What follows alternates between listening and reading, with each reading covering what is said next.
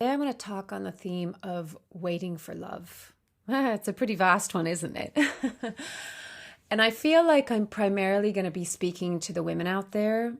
If there are men that are listening to this, I think that's wonderful because I'm sure you have your version of it. And maybe it's useful for men to even kind of listen into what maybe women are going through. But I have had so many female clients that have been in this kind of green room waiting for love to come in for a long time.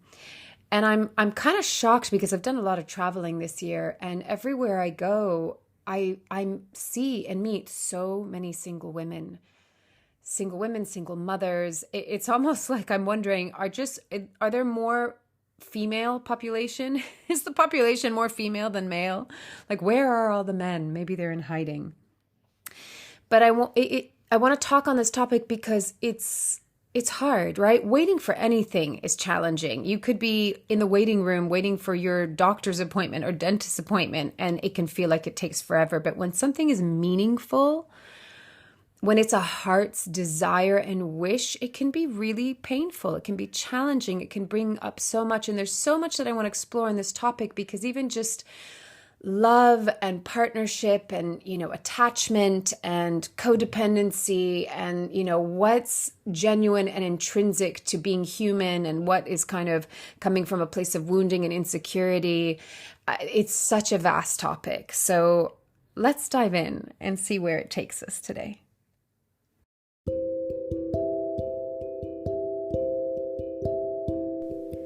This is Corinne Bloom, and you're listening to Raw Conversations.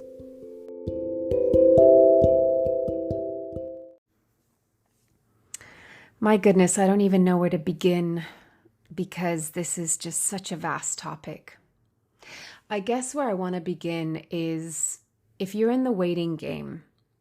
And I don't even like using the word waiting because there's a pitfall in that word. But the reality is that at some point or another, we do feel like we're waiting. And waiting for anything. You could be in the waiting room, waiting for your doctor's or dentist appointment, and it's not always so easy or pleasant, right? So being in waiting can be challenging. And especially when something is really meaningful to you. It's part of your heart's desire or heart's longing. There's even more of a kind of pang in it, right? There's almost more of an impatience.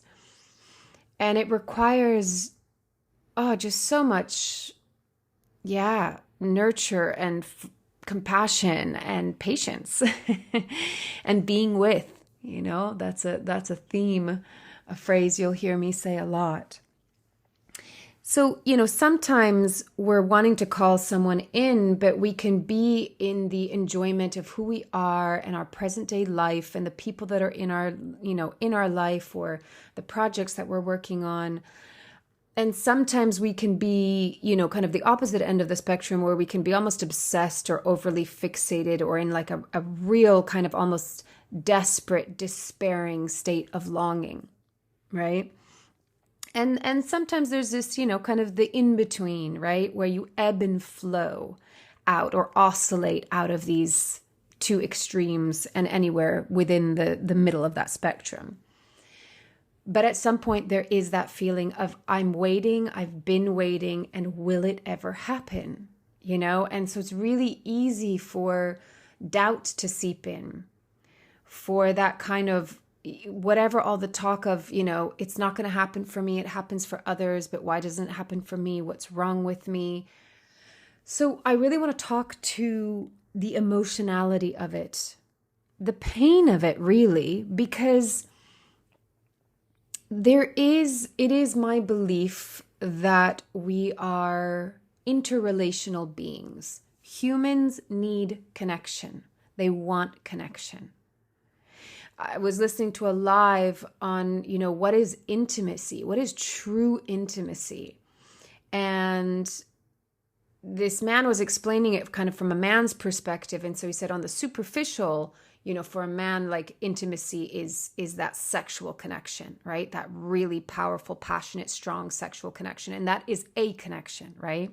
But what we're actually all really, really I think, craving and yearning for is the kind of the internal longing for the deep, deep connection to other and ultimately probably to source, right? Because if you want to zoom into a more spiritual perspective of relationship has the immense possibility and opportunity to act as a catalyst to connect to source, whatever you want to call it, source, God, creation, creator of all that is, consciousness, love, like to another realm, you know what I mean? Like true intimacy.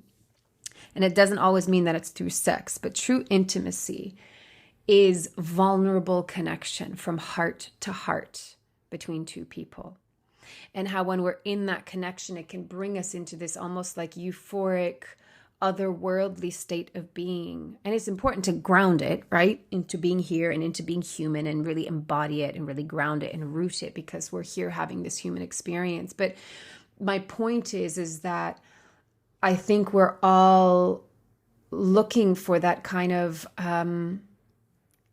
deep, innate connection that we feel when we're not in this human form, meaning when we're really in the oneness, you know, the oneness with one another, with source, that there is no separation. And that is the illusion of this realm, is that there's separation.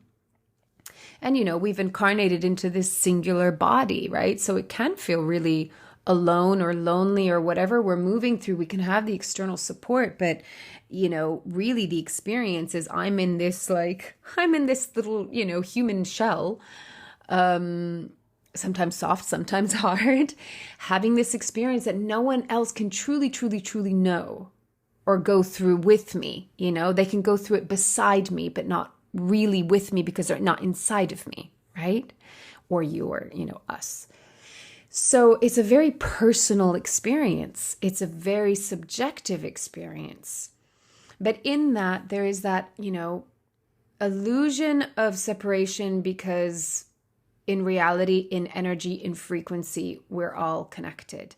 But from a physical standpoint, from a density standpoint, like, yeah, we're separate. You know, I'm sitting in a room by myself right now, right? I could say on a higher level, I'm not alone, but on a physical level, I am alone. And so that feeling of aloneness, I think, triggers so much within us. So part of it, I think, comes from our wounding. Like on a human level, I think it comes from our wounding. It comes from our belief systems. It comes from our attachment styles. It comes from our childhood, all of these things. But on a higher level, it really is that like wanting to, I'm a bit mindful of using the word merge, but it is that kind of merging of consciousness as one, as all souls as part of one, right? Each drop is part of the ocean. And it's like the remembering and the feeling into the longing for that unity consciousness, that, yeah, I can only say it as like just deeply intrinsically connected. So of course the life path and the life journey, if you're on a kind of spiritual awakened path, is how do we connect to ourselves? How do we connect to our inner self, our infinite self? How do we connect to source? And then how do we feel comfortable and at home within ourselves enough to be vulnerable so that we can truly experience intimacy and connection with another? Right? Because it's vulnerable. Love is vulnerable. And that's why it's such a paradox, because the very thing that a lot of people are wanting and yearning for, which is love, they're also terrified of, which is love, right? Because love makes the world magical and love makes the world painful. Whether you have it, whether you don't, whether it's working well, whether it's not. It's such a, I think it's the greatest form of currency, because I believe it's what we're made of. So yes, on a vaster level, we are connecting to and remembering what and who we already truly are, right? So we never lost it. We're never disconnected from it, but again, in physical form. And so that's why it's really important to speak of both, you know, like not to just not to go into the spiritual and spiritual bypass the human experience, but also not to get stuck in the illusion of the human, which always feels separate when actually we're not. As I've been speaking to, the themes of these weeks is holding both. I think we can't move forward without acknowledging that we are both. So, but going back to just the context of the human part of ourselves that can feel the pain of waiting, that can feel the pain of being alone in that waiting. I think that's where most people get stuck. And so then when you're wanting to manifest, and I have to say that things have changed so much that, like, when I look back to my ability to manifest, most especially in my 20s, but even in my 30s, I feel like it's a totally different ball game right now. I feel like the rules of the universe have changed and I'm still figuring it out. You know, I think we're actually moving into a time where it's less effort. And it's much more about well, it's always been about a state of being, but it's happening in a very, very different form. It's actually almost hard for me to articulate it because I used to have kind of a way to manifest, and I have to say it worked out pretty well most of the time. And then I feel like I'm doing that now, and I'm like, I don't know if it's working out so well. And I find that it's when I really let go of trying and even let go of over-focusing on it, and really coming into a place of radical trust and faith and moving out of the frequency of fear. Again, I could say, well, I was doing all of those things back in my 20s as well, but there is something that is just, it's like the makeup, the fabric of reality has really been augmented and changed. And so we're going into more kind of quantum levels. But anyway, let me rein it back in. So manifesting, something is different about manifesting. And so in some ways, it's taking longer for everyone. But then in other ways, when it happens at rapid speed, like instant big shift. And so I feel like time is moving at different speeds right now. It like draws out and then it speeds up, and it draws out and then it speeds up. And eventually it all kind of catches up to where we need to be or where we want to be. But when you're sitting in that pain of waiting, it feels like a goddamn long time. Excuse my language. It really does. And so what do you do? What do you do with that? So this is where all of these different aspects come in. So a lot of people will speak about that love, the way that we express love and relationship is codependent. And I'd say there's a big truth to that. I remember working with a couple several years ago, and the husband asked me, do you think that majority of relationships are codependent? And I said, yes, I do. Now, the answer to that isn't to be uber independent. The answer to that is always balance. It's always what is the middle way, and that is interdependence.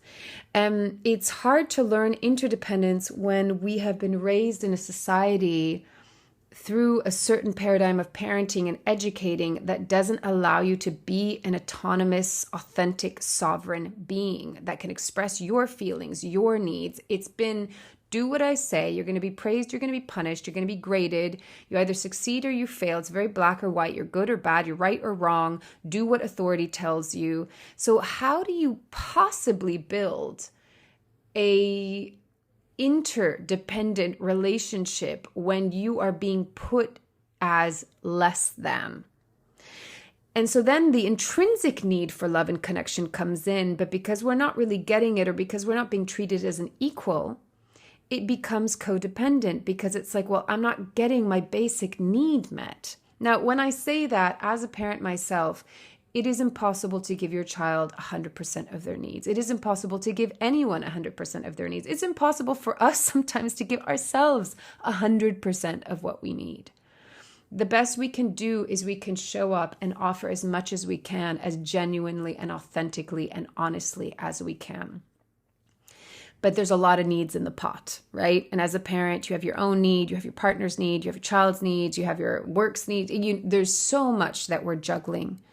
So again, it takes so much compassion and understanding and self-forgiveness and forgiveness of others that at the end of the day, we're all trying our best. And it comes down to what I've shared in the past around capacity. What is people's capacity? What is people's level of consciousness and awareness of their capacity, of their behavior? And then that goes into a whole other thing. Like if you're here, you're probably interested in being conscious. living an aware, awake life. And so you're going to pay attention to these things, but we're still human. Like we're still human, you know, we're going to mess it up. We're not going to be able to show up. There is no perfect, right? We just show up as best as we can, as the humans that we are, that move through so many different states of being. So we have to, knowing that, this is why doing the work around kind of looking at what our story was from our childhood and where did we take things personal and where did we make it about us and what is the false belief and then the story and the pattern that we created out of that. We need to actually kind of bring that into perspective and have a reality check, right? So understanding that like everyone's human and not all of our needs are going to be met, but there's still the intrinsic need for just presence and love and affection and a secure attachment. And if we had a childhood where we didn't get one or any of those, then yeah, of course, it's going to create insecurity. It's going to create a lack of self-worth and belief that, you know, we're good enough. And it's going to create that like, love is scary, right? I want it. I need it because I intrinsically need it because it's an intrinsic part of who I am and who we are as human beings to have interrelational experiences. But because I didn't get it, I'm insecure, I have an anxious attachment, or I have an avoidant attachment, right? It's not just anxious. Some people have avoidant attachment, which also is an effect of not having their needs met, not having the secure, safe connection of love and presence. And when I say secure, safe, all of that stuff, I'm not meaning that you had a saint of a parent that was like forever there, just like, I love you, I'm zen, I'm compassionate, I'm patient. Like, it means that we were present even when things were hard, right? Or that we were present even when we like had a reaction, or we got angry, or we got overwhelmed, or we got like everything in life. And as far as relationship is, can we remain present with that person no matter what we're going through? And can we be empathic? Can we take self-responsibility? Can we be in communication? It's about not severing the connection because something is hard. And that's where the consciousness piece comes in, because most people sever connection because they're not conscious of what's going on. So they're at the mercy of their own feelings, emotions, patterns, beliefs, behaviors, etc.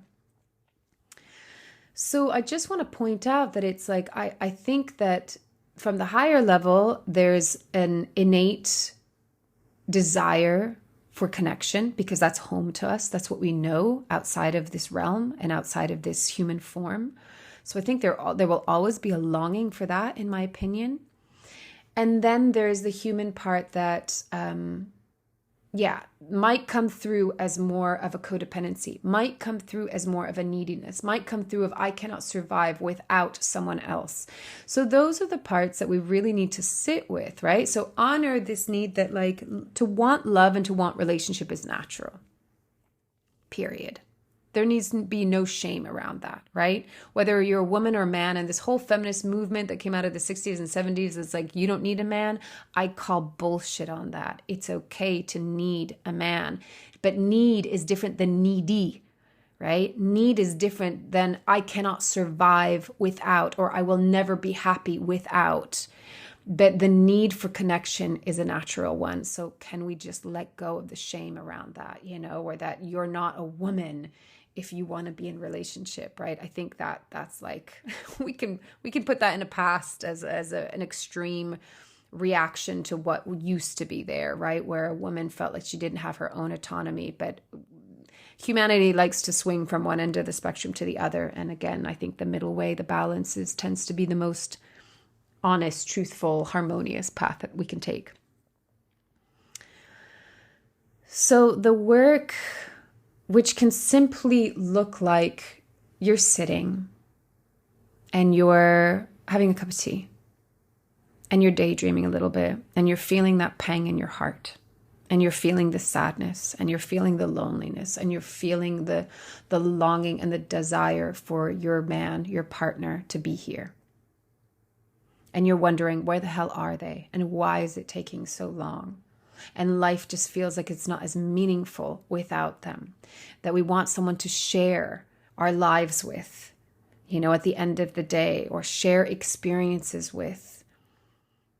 you know, like, it's not even just always about receiving love, but loving someone is so beautiful. Like, it really puts our heart into its potential.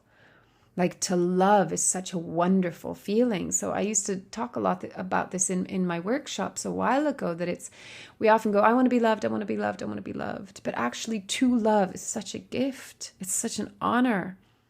It's such a beautiful experience. And then, of course, the ultimate is the reciprocation, the mutual flow of giving and receiving and giving and receiving.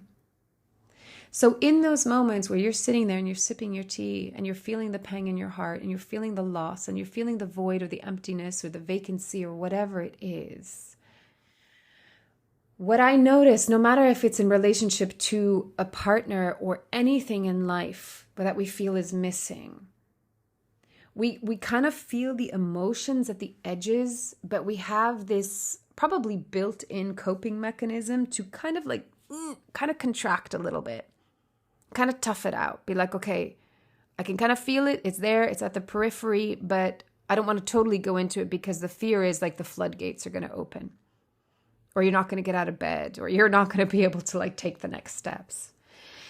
But this is why I like using the word soften. Soften into that edge, soften into that feeling of resistance. And what I've personally found is that, maybe like underneath what I've been feeling is sadness, and it's kind of just there and it's welling and I feel a little bit emotional and I don't have any reason for the tenderness other than it's probably just a heart's desire or a heart's wish. But you kind of don't want to feel it that much. But then when you soften and you go, okay, you know what?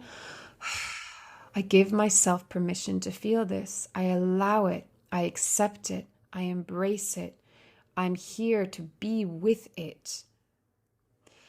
Then there might be a moment where like maybe the emotion pushes through a little bit more. Maybe there's, you cry for a moment.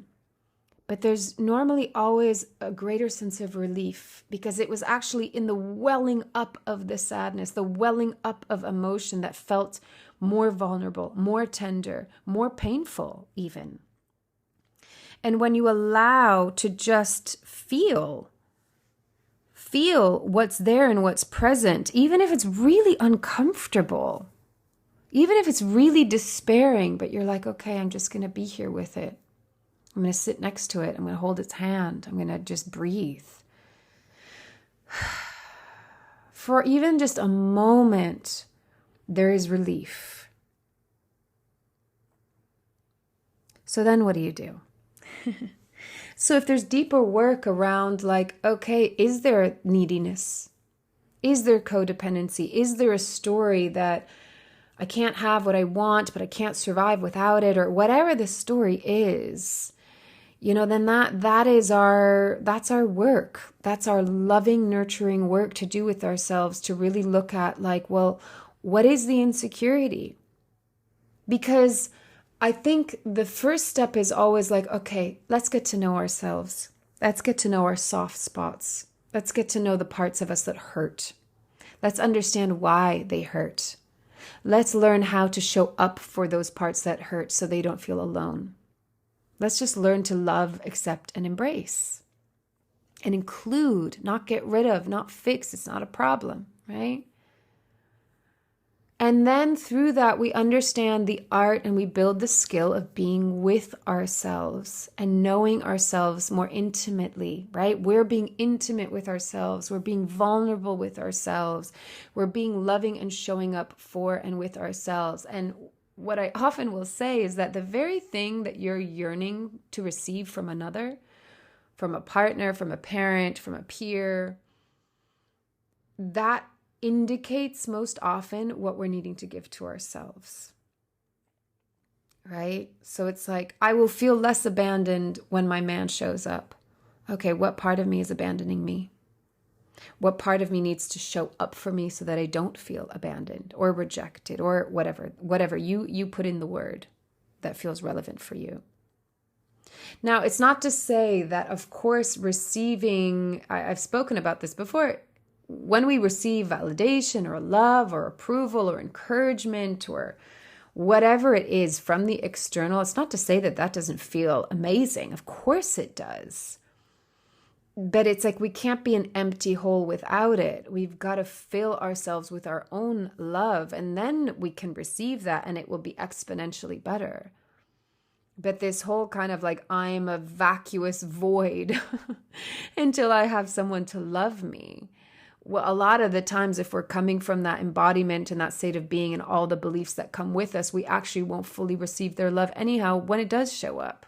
There will still always be a reason why we don't trust it, or it's not fully there, or we might, sabotage it, or we might push it away if you're avoidant, or we might cling and become needy and codependent if you're more insecure and anxiously attached. I mean, these are all labels, and I don't think it's that black and white, to be honest. But the point being is that it's like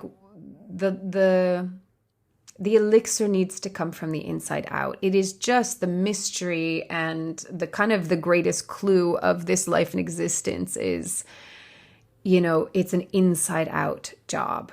It's an inside out experience. And to prove that point is you can have people that have everything on the outside.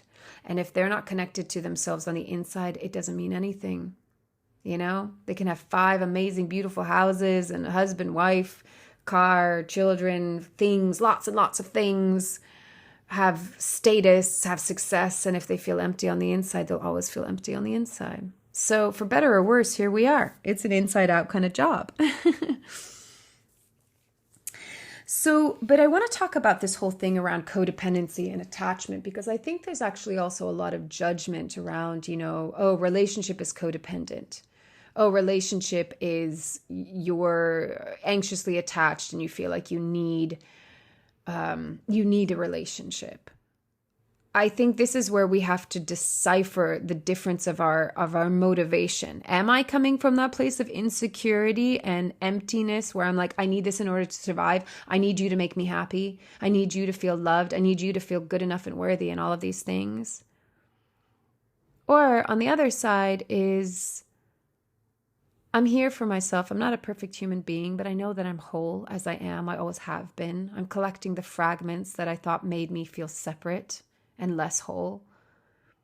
I'm walking this path awakened with myself, by myself, behind myself, beside myself. And I deeply yearn for love because it's a beautiful expression of being human. And it's a beautiful expression of being a soul. And I long for that union. And I long for that being in a team. And I long for the greater circle and family and home that creates. Home is always within me. But of course, our external home, we want our external world to reflect our internal, right? Sometimes it's not like coherent, right? It doesn't match. You can feel at home within yourself, but your environment's not quite feeling like home, or your relationship is not quite feeling like home, or the other way around, right? The relationship feels like home, the house feels like home, but you're not at home within yourself. That's the emptiness, that's the void. So we want harmony and alignment and connectivity between all of these things. So I think when we can do the personal inner work to do like the first track that I spoke of, like recognize, be honest with, confront in a loving, honest, authentic way. Am I coming from a wound? Am I coming from insecurity? Am I coming from an unmet need? And that's the inner work of like, you need to show up for yourself and do that because you deserve that. Your inner child deserves that. And then you will create a healthier relationship because you'll actually understand the embodiment of love and you'll actually be able to receive love on such a more profound level.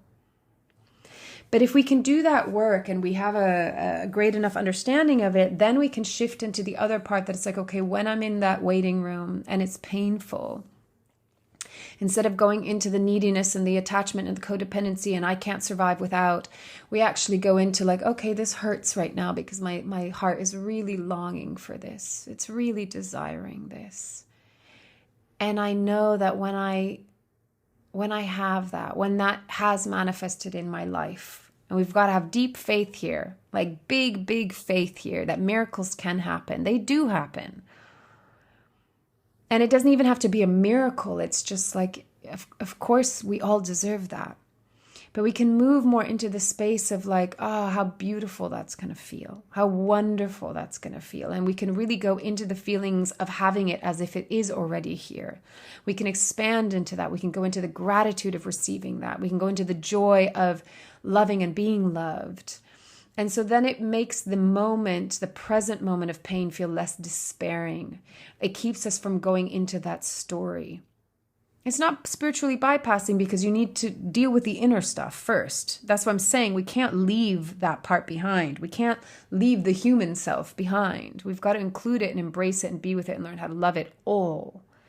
And then we can go into that more expansive macro perspective of that's where we build the patience, right? I can have the patience because I know it's there. I know it's there for me. But we've got to tend to the feeling and the emotion in the moment without getting caught up in the story of what that emotion means. Oh, I'm never going to. It's not for me, it's for others. Like those are all, it's the story, it's the beliefs, it's the victimhood in it all. And you know what? Yes, sometimes it's a long waiting game. Sometimes it takes an immense amount of patience. And I can only think that from a higher perspective, from your soul perspective, there's something that is wanting to learn in that process. I don't think it's without reason or with fault, I don't think it's punishment.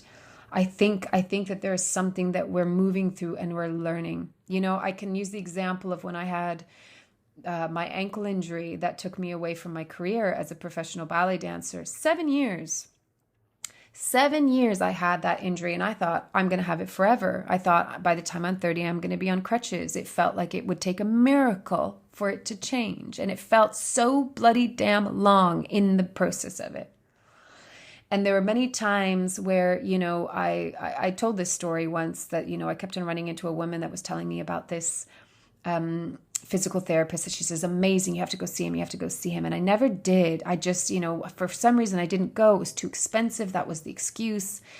And in retrospect, I can look back and go, but yeah, because emotionally and spiritually, I wasn't ready to heal yet. I needed to learn and go through whatever it was that I needed to learn and go through then. And then once I had done the inner work around that, and I wasn't maybe necessarily conscious of even what it was, but I had to go through that journey and that experience. Then when I was ready, I did meet her again. And this time I said, yes, okay, I'm going to contact him. And guess what? Within 3 months, my ankle was healed and it was miraculous, but I wasn't ready before. And so we've got to epic faith, trust that if we're waiting, there's a reason for it. There's something that we're processing and needing to learn. There's something that maybe our future partner is needing to process and learn. Because believe you me, you don't want to come into a relationship where one person isn't ready. It's hard work, folks. I've been there, and it doesn't always work out, actually. So for the highest and greatest good, for the most divine timing of you both, sometimes we need to wait a little longer, And then the thing is time catches up, because when it does happen and when it does come in, it's not that you'll go, oh, I'll forget how hard that was, but it all of a sudden you just come into real time and it doesn't seem like such a big deal as it was when you were in the midst of it. It's just, it's like when you're waiting for the doctor and you're like in the waiting room for an hour going, oh my God, I can't take it anymore. I can't wait anymore. And then when you're in the doctor's office, you're like, yeah, okay, whatever, and you have your appointment and then you leave and you go, oh God, yeah, wow, that was quite a journey. But in the end, it was fine, right? Because you got in, it happened. So we got to see that time is relative. And I just think that do the things that bring you joy. Take care of yourself. Don't get stuck in the waiting room. You're going to come in and out of it. You're going to oscillate, right? Sometimes you're going to find yourself sitting there and you're like, this sucks. This hurts. This is painful. This is sad. This is lonely. Okay, sit with yourself in the waiting room. Sit with yourself. And then once you feel okay, you'll step out of the waiting room and you'll go live your life. And you'll do the things that bring you joy. And you can still hold that intention. Oh, I can't wait to meet you. I so look forward to being in each other's lives. Ask your guides, ask your angels, ask Source, bring us to each other. But we do ultimately have to just trust the divine timing of things. And I think that the only thing we can truly do in the moment is just to be with what is. Don't get caught in the story, but just be with what is. Can you allow it? Can you accept it? Can you embrace it? Can you love it? And just, again, the invitation is like, just check, okay, what is codependent? What is coming from an anxious or avoidant attachment? What is coming from a wound? Tend to that. Seek support with that, right? See a coach, see a therapist, do breath work, go to, workshops, go to ecstatic dances, do things that bring you joy, that are healing for these parts of you. Do the inner child work, do the shadow work. But then also just know it's okay to want love. It's okay to need love. It's okay to want and need a relationship, partnership. Go to the highest form of that, right? Not coming from lack and scarcity, but coming from the fruition, the harvest, the blossoming of what is the truest form of love, what is the truest form of intimacy, what is the truest form of connection, and be completely loyal and dedicated to that. Let that be your compass. Let that be your guide. Let that be the path that you walk on. Don't get stuck in the pain of the lack of. You'll feel the pain of not having the connection and the unison and the unity and the love and all of that your soul and your heart is truly desiring. But stay on the higher path, the one that's more true and pure of heart. But not at the expense of rejecting, ignoring, and abandoning your human self. Tend to that first. And then you can walk the path of you still get to enjoy you and your life and just be present with what is along the way. But keep going forward. You're not alone. We're not alone. I'm not alone. None of us are. Even though, yes, I get that in the process, especially in the waiting room, it can feel really lonely.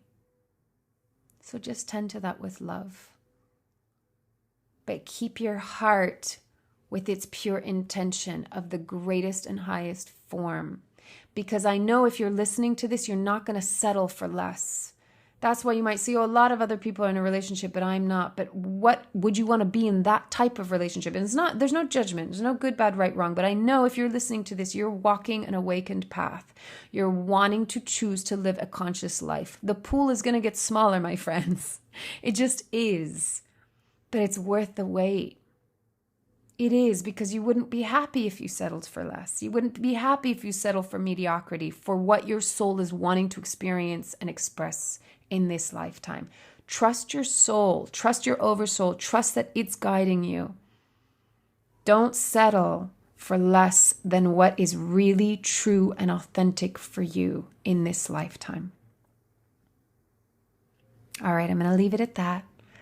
As always, take it or leave it as feels right for you, and loving you from afar.